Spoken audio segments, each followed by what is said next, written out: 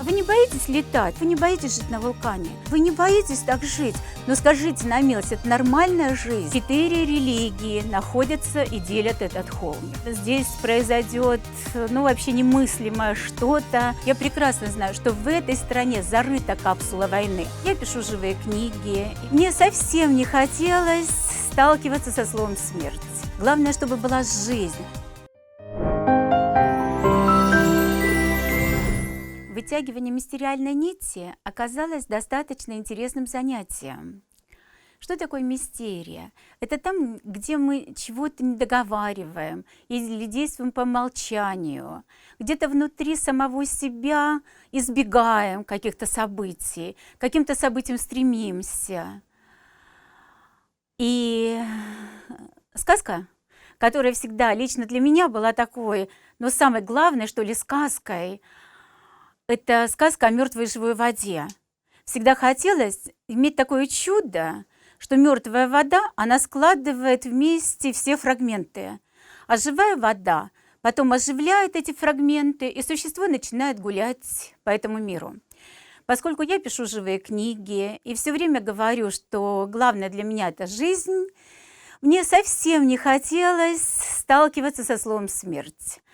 И даже когда я узнала, что есть такое мертвое море на Земле, это море существует, возле него есть масса легенд и сказок, то как-то так немножко проездом после проведения своего первого израильского радаста, который назывался «Изъятие ритма», естественно, мне хотелось изъять ритм из всего мертвого.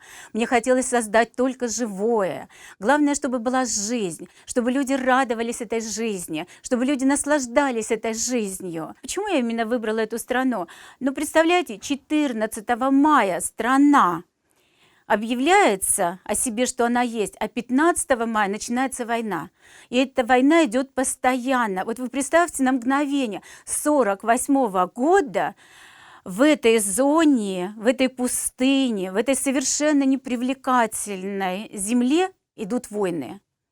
И сейчас, когда я прилетаю снова в эту страну, хотя я сказала, да не полечу я к вам больше никогда, не могу я, когда убивают, не могу я, когда в каждой квартире есть бомбоубежище, не могу я оказываться там, где люди все время вынуждены жить в страхе, потому что война идет то с Египтом, то с Сирией, то война идет в этом секторе Газа, то постоянно идут эти нескончаемые войны.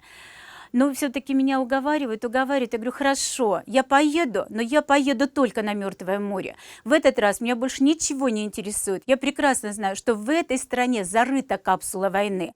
А значит, если эту капсулу извлечь, что я с ней буду делать? Тогда я ее должна умертвить. Я должна из этой капсулы изъять всю жизнь. А значит, эту капсулу я тогда могу утопить в этом Мертвом море, и пусть она превращается в соль, и пусть больше не будет войн на этой планете, потому что надоело. И я тут вспоминаю, что когда-то на Сицилии я поднимаюсь на вулкан Этна, а Этна только-только отработал свое, он был активен, сейчас неактивная фаза. И меня сопровождают и спрашивают, а вы не боитесь летать? Вот вы летаете по всему миру, вы летаете все время, вы не боитесь? Я говорю, а вы не боитесь жить на вулкане? И они так на меня смотрят и с такими недоуменными глазами, потому что, они просто так живут. И здесь я их спрашиваю, а вы не боитесь так жить? Вот представляете, у вас каждую минуту. Они говорят, вот как?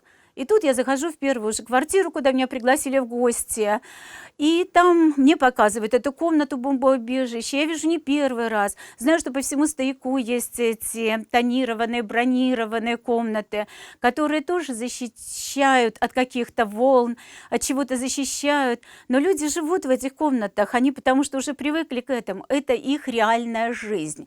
Но скажите на милость, это нормальная жизнь? И тогда мне стало необходимо просто найти, а где эта капсула войны зарыта, где-то в конце концов на этой земле, чтобы люди все время участвовали в войнах. И, конечно же, это Иерусалимский холм, это Иерусалим. И посмотрите, если расшифровать Иерусалим, тоже будет интересно. И Рус, и Алим. А когда приезжают русские, точнее евреи, которые считаются в России евреями, когда они приезжают В Израиль они становятся русскими, их называют Алимами, то есть Иерусалим.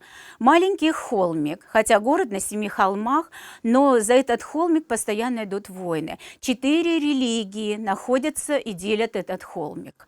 Это все мировые религии, и все доказывают, что последнее сражение должно пройти на этом холме, что да, будет очень много умерших, что да, здесь произойдет, ну, вообще немыслимое что-то, и потом, кто останется, тот будет выживать. И вот этот холмик, казалось бы, маленький совсем холмик, помните, я в свое время описала в «Любви наоборот», описала холмик, за который люди все время что-то ставили, то крест поставят, то буддийский стол поставят. Вокруг огромное количество земли, огромное количество этих холмиков. Но почему? Что это за холмик, вот, на котором вот все срослось? Вот все должны именно там оказаться, все должны именно там воевать, и все должны именно на этом холмике доказывать свое право быть. Что вот мы правы, а все остальные неправы.